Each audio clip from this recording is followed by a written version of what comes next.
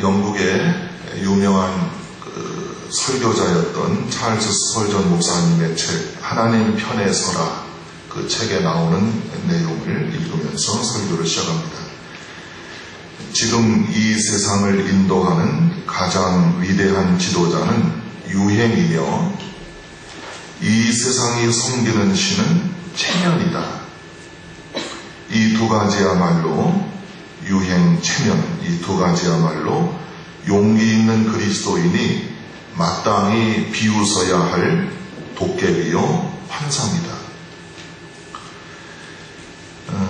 이게 벌써 몇백 년 전에 찰스 스펄전 목사님이 하신 말씀이지만 지금도 해당이 된다고 생각합니다. 우리는 지금도 유행 따라, 체면 따라 살고 있지는 않은가. 용감한 기독교인들이라면 유행, 체면 따라 살아서는 안 된다는 것입니다. 성령의 9번째 열매 절제에 대한 말씀을 오늘 나누면서 성령의 인도함을 받아 사는 기독교인들은 어떻게 살아야 하는가, 어떤 인격을 갖춰야 하는가, 오늘 마지막 말씀입니다. 절제에 해당하는 원어는 앵크라테이아라는 단어입니다. 다른 사람이 아니라 자기에게 해당하는 신앙의 미덕입니다. 절제는 다른 사람에게 참어, 이게 아니고 바로 내가 절제하고 참아야 된다는 겁니다. 특히 19절에 우리가 읽었던 성적인 문제들을 절제하라, 바울은 그런 의도로 이 말을 사용했습니다. 육체의 일은 분명하니 19절 말씀에요, 음행, 더러운 것, 호색, 세 가지를 절제할 것을 요구하고 있습니다. 또 고린도전서 14장에 보면은 바울은 특별히 고린도 교회가 은사 문제로 좀 시끄러웠습니다. 성령의 은사로. 그래서 바울은 이렇게 말합니다. 하나님은 무질서의 하나님이 아니고 화평의 하나님이다. 모든 것을 품위 있게 하고 질서 있게 하라. 그렇게 당부합니다. 방언도 품위 있게, 모든 은사 사용을 품위 있게 하고 질서 있게 하라. 봉사도 품위 있게 하고 질서 있게 하라. 하나님은 질서의 하나님이다. 그렇게 말하고 있습니다. 세계적인 IT 미래학자이고 인터넷의 아버지로 불리는 니콜라스 카라는 사람이 있습니다. 그가 쓴 책 생각하지 않는 사람들, 이런 책이 있습니다. 그는 이 책에서 인터넷에 대한 언급을 하였습니다. 인터넷이 단순히 정보의 홍수와 쓰레기 같은 쓸모없는 정보덤이라는 점이 아니라 우리는 더 경계해야 할 것이 있는데, 바로 인간의 뇌 구조를 인터넷이 바꿔가고 있다. 인터넷이 우리의 그 뇌 구조를 바꾼다는 겁니다. 인간의 뇌 구조는 한번 변하면 이전 상태로 되돌아가지 않고, 그것이 설령 나쁜 습관이라 해도 변화된 상태를 그대로 유지하는 속성을 가지게 된다 그랬어요. 인터넷이 사고방식을 바꾸고 그 사람의 라이프 스타일을 바꾸는 거예요. 자꾸 오염되고 쇠뇌되면은 나도 모르는 사이에 내 자신의 삶이 바뀌는 겁니다. 다시 원점으로 되돌아가기가 어려운 거예요. 또 이어서 그는 그의 책에서 인간의 사고를 제한하고 있다. 뭐가요? 인터넷이. 인터넷이 집중력과 사색의 시간을 빼앗고 있다고 지적합니다. 사람에겐 정서적인 거, 이런 그 생각하는 거, 이런 사색적인 것들이 있는데 인터넷에 빠지다 보면은 집중력이 흐트러지고 그리고 사색할 시간이 없어진다 하는 것입니다. 게다가 의사소통의 수단인 인터넷이 오히려 의사소통을 방해하고 있음을 이 사람은 다양한 연구 결과들을 인용해가면서 조목조목 따지고 있습니다. 모순이죠? 의사소통 수단으로 만들어진 인터넷이 오히려 의사소통을 방해하고 있다 하는 것입니다. 그러면서 그는 기술이 갖는 윤리 문제를 다루고 있습니다. 기술, 소위 그 테크놀로지라고 하는 이 기술이 많은 어떤 그 선진국형으로 이끌어가고 있지만은 그러나 윤리적이고 도덕적인 문제에 있어서는 자꾸 저하시키고 있다는 겁니다. 발명가들은 기술에 대한 윤리적인 고려를 거의 하지 않고 계속해서 신제품을 개발하고 업그레이드 시키고 있습니다.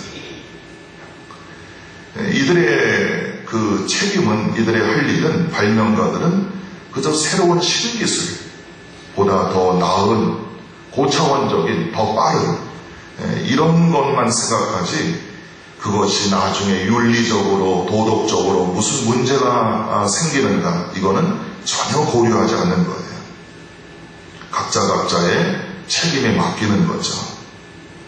게다가 인간다운 삶에 방해를 준다 그렇게 말합니다.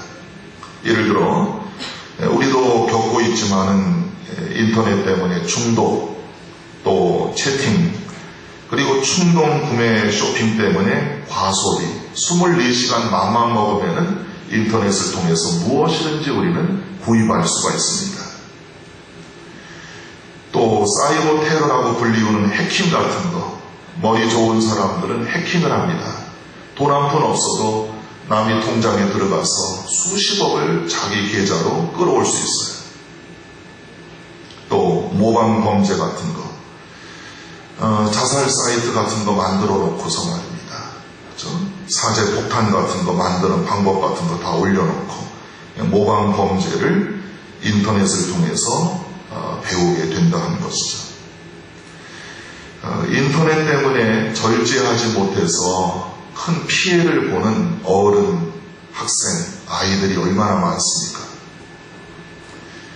반드시 현대인들은 인터넷을 정복하고 지배해야 돼요.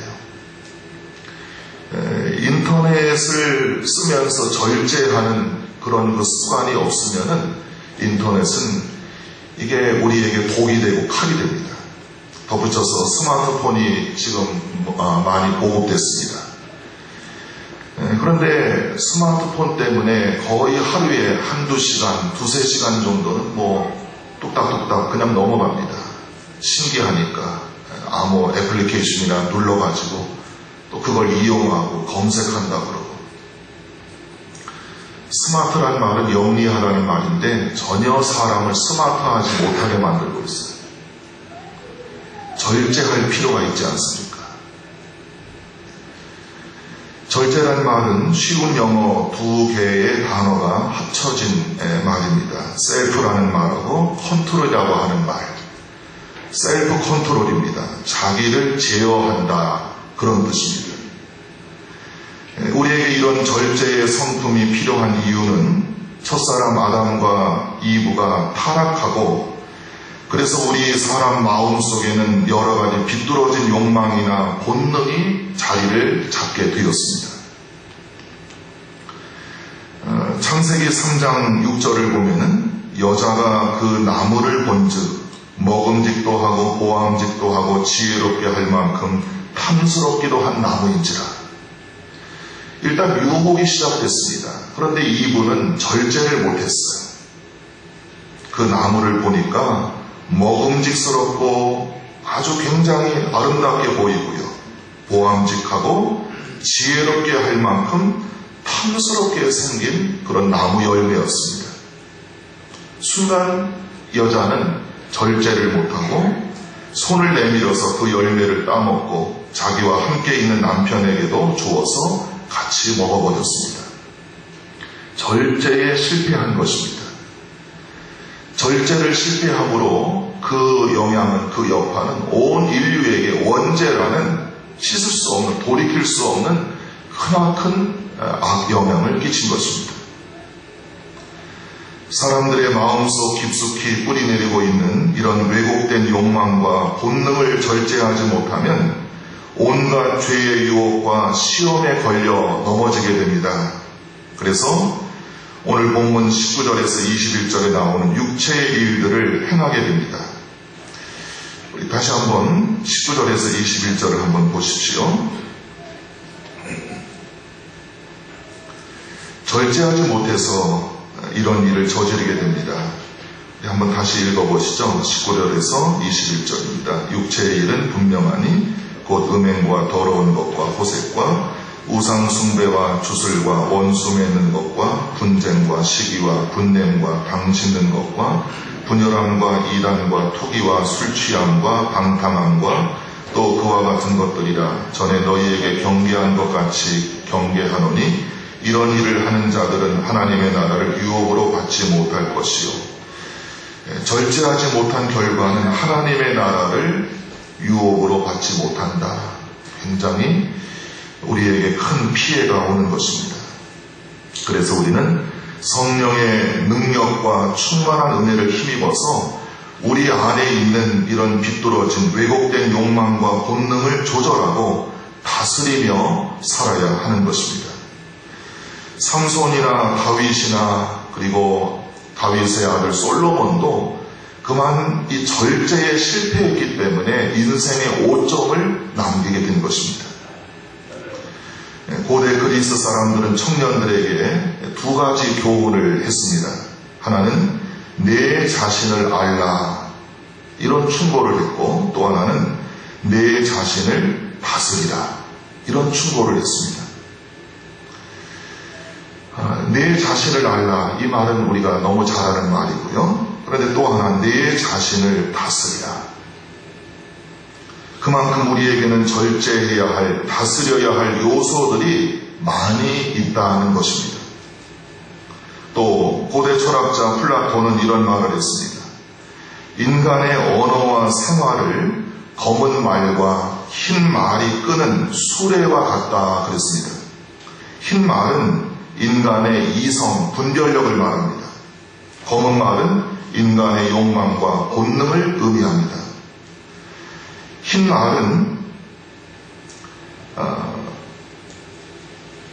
플라톤은 인생의 수레가 넘어지지 않고 바로 가기 위해서는 흰 말, 즉 분별력 있는 이성에 의해서 살아가야 된다는 겁니다. 그렇지 않고 검은 말, 즉 인간의 끝없는 욕망과 본능에 끌려 살아가면 그 사람의 인생 수레는 위험한 절벽 낭떠러지로 추락해서 부서지게 된다. 그렇게 이제 교훈했습니다. 우리 속의 욕망과 이 본능을 절제해야 된다는 것을 누누이 강조하고 있습니다. 이성에 의해서, 흰 말에 의해서 내 인생의 수레를 끌어가야 된다고 하는 것입니다. 요즘 히트를 치는 드라마 동해야 웃어라, 맞죠? 웃어라 동해야입니까? 동해야 웃어라입니까? 그건 중요한 게 아니고, 어쨌든 이 드라마가 많은 시청자들에게 감동을 주고 있습니다. 각자 느끼는 반응이 다르지만 저는 특별히 이 드라마에 나오는 연기자들의 그 절제에 대한 면을 생각해 보았습니다. 분명히 자기에게 돌아올 자리가 아닌 줄 알면서도 그 결과가 분명히 불행으로 끝이 난다는 사실을 충분히 짐작하면서도 온갖 거짓과 술수를 쓰면서 다른 사람들에게 많은 피해를 주고 깊은 상처를 남기는 그런 좋지 못한 행동을 하는 몇몇 연기자들의 모습을 보면서 그게 바로 자기를 절제하지 못하는 마음에서 비롯된 그 결과가 아닌가, 그런 생각을 해보았습니다. 반대로 인간적으로는 몹시 힘든 일이지만 거짓과 미움과 욕심을 버리고 끝까지 절제하며 순수하고 겸손하고 정직한 삶을 살아가는 그런 사람들에게 지금 짜릿한 반전, 역전을 통해서 마침내 돌아오는 눈물겹도록 행복한 결과에 대해서도 우리는 다시 한번 생각해 봅니다. 절제하며 산다고 하는 것은 우리 일상생활에도 미치는 그 영향이 대단한 것입니다. 자, 이제 마지막으로 우리는 우리 속에 깊이 뿌리 내리고 있는 여러 가지 이 욕망, 본능을 조절하고 다스려야 하는 크리스찬으로서 생각해야 할 중요한 이유를 생각해 봅니다. 그 이유는 우리가 영원히 썩지 않는 생명의 면류관을 주님께로부터 받기 위함입니다. 바울은 고린도전서 9장 24절 이하에 이런 말을 했습니다. 우리 같이 한번 찾아보실까요? 고린도전서 9장입니다. 신약성경 274페이지 고린도전서 9장 24절입니다.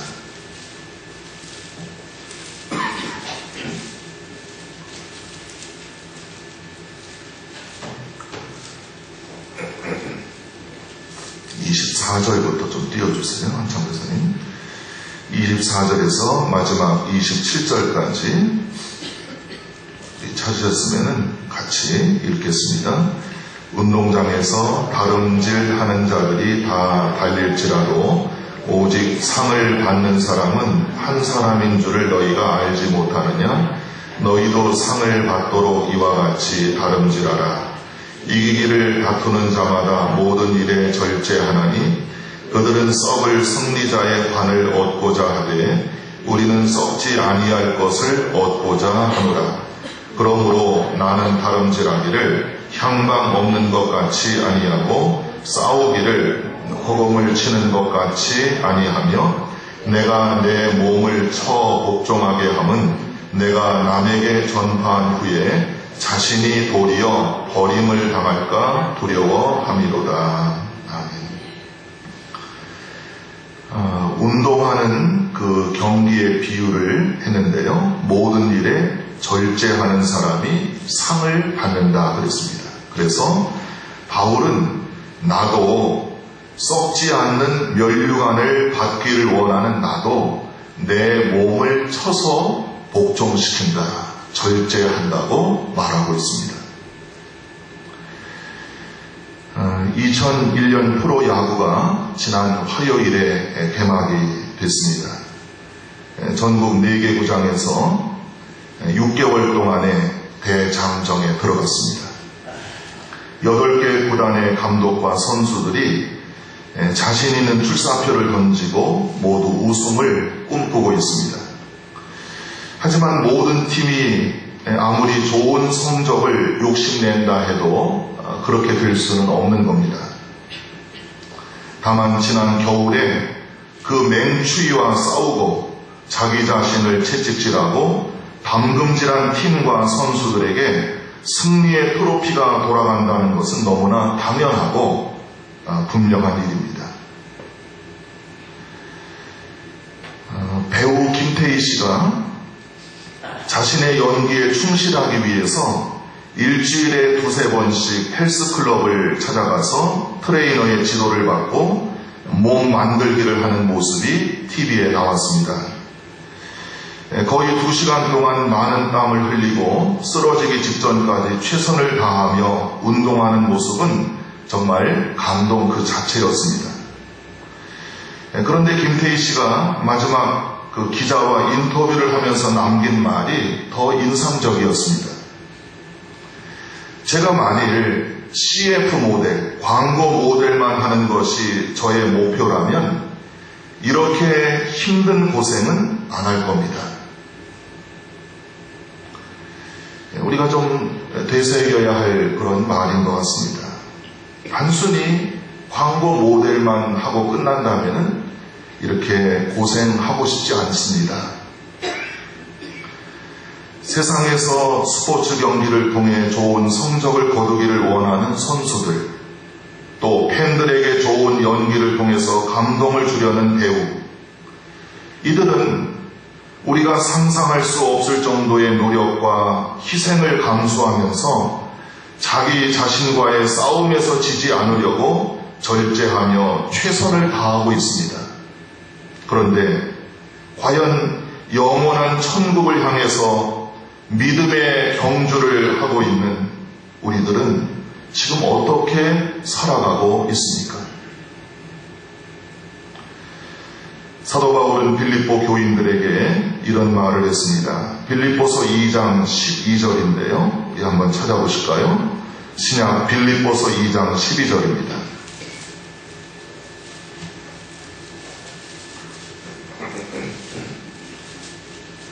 (319페이지입니다) 빌립보서 2장 12절.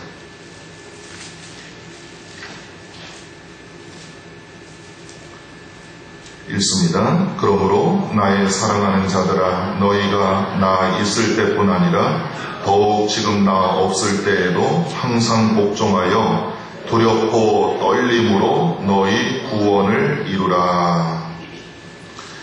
빌립보 교회를 바울이 지금 떠나 있습니다. 그래도 내가 없어도 항상 복종하고 말씀에 순종하고 두렵고 떨리는 마음으로 하나님이 주신 구원을 이루어 나아가라. 천국을 향해서 달려가라. 그렇게 당부하고 있습니다. 만일 우리가 날마다 영적인 싸움과 자기 부인과 절제의 삶을 포기한다면 마귀에게 시험을 받고 육신의 정욕과 안목의 정욕과 이 세상의 자랑에 미혹되어서 살아가게 될 것입니다. 성령의 열매가 아니라 육체의 열매를 맺는 허무한 인생을 살다가 세상을 떠나게 될 것입니다.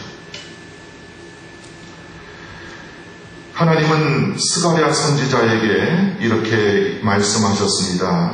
구약성경 스가랴서 4장 6절, 우리 마지막으로 한번 더 찾아보시죠. 구약성경 스가랴서 4장 6절입니다.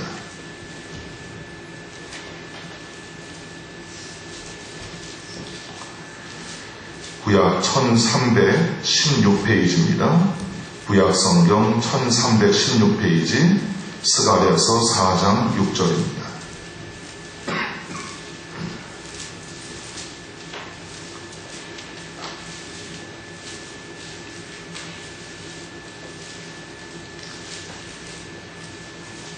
스가랴서 4장 6절 다 찾으셨으면 같이 읽겠습니다.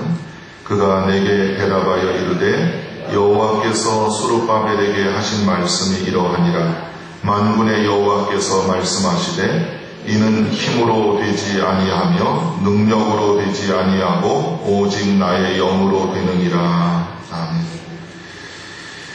모든 것이 사람의 힘과 사람의 능력으로 되는 것이 아니라고 하는 것입니다. 오직 하나님의 영, 성령의 능력으로 이루어진다 하는 것입니다. 절제한다는 것은 쉬운 일이 아닙니다. 왜 우리가 실패합니까? 내 힘과 내 능력을 의지하기 때문입니다. 성령의 능력을 의지해야 됩니다. 겸손히 무릎 꿇고 하나님 앞에 엎드려서 하나님 나를 도와주십시오. 나는 무익한 사람입니다. 나는 연약한 사람입니다. 나를 도와주셔서 감당할 수 있도록 하나님 도와주시옵소서. 이렇게 성령의 능력을 의지하고 기도하는 사람에게 하나님은 성령 충만하고 성령의 은혜로 모든 일을 극복할 수 있도록 도와주십니다. 성령의 능력과 말씀의 능력으로 자기를 부인하고 자기 십자가를 지고 믿음의 주요 온전하게 하시는 예수님을 끝까지 따라가고 그래서 성령의 아름다운 열매를 주렁주렁 맺는 우리 모두의 삶이 될 수 있기를 간절히 바랍니다. 기도하겠습니다.